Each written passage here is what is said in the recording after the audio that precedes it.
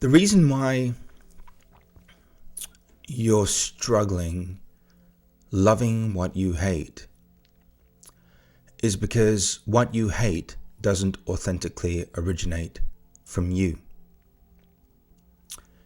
In being in individual sessions, semi-privates, and supporting people in mentoring, I've seen over and over again that people receive the imprinting of their abusers. So literally, if your abuser had this construct of self-punishing, self-harming, or self-loathing or self-hatred, because in that abuse there's a transference of energy, it becomes yours.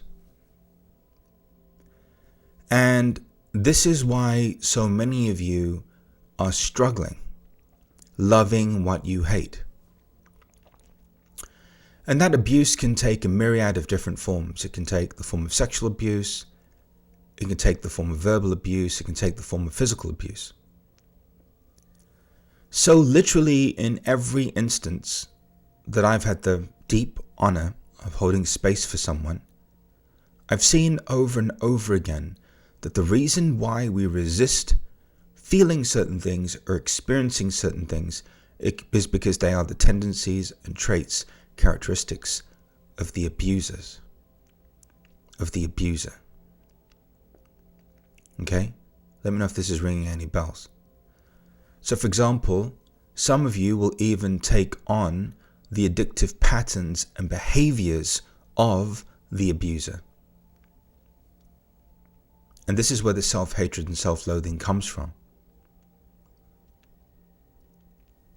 So again, the reason why some of you are having a hard time loving what you hate, because what you hate was transferred to you energetically through emotional, physical, or sexual abuse. So you are basically acting out the addictive patterns, traits, and characteristics of the abuser. And this is why this is hard for you. And again, just to clarify, it can be emotional abuse. Let's say, for example, you grew up in a family where everyone was just horrible to each other. I mean, like blood sport, like horrible. Yeah? Well, you're going to resist that. But in resisting it, you're going to perpetuate the recycling of the abuse. But I have just seen over and over again that every single one of you that's struggling, loving what you hate, is struggling because you are resisting the imprint of the abuser.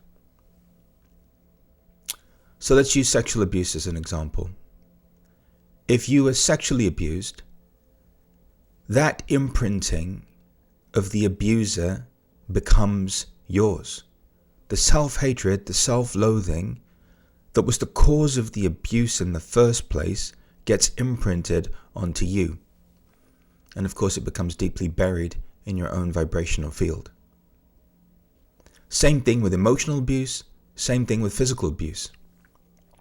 But in every one of these instances where there's a transference of abuse, okay, onto others, a transference of abuse onto others, it's always some form of self-hatred and self-loathing. And this is why, as hard as it is, I know it's hard, this is why I've been lovingly prompting you to begin to love what you hate. Because in the majority of instances, what you hate doesn't even authentically originate from you. Can you see that? So then all of a sudden, you're an addict and you're acting out sexually, or you're acting out through food, and you're acting out in a million different ways. You don't even recognize yourself because what you're acting out doesn't originate from you. So I'm going to just drill it down one more level.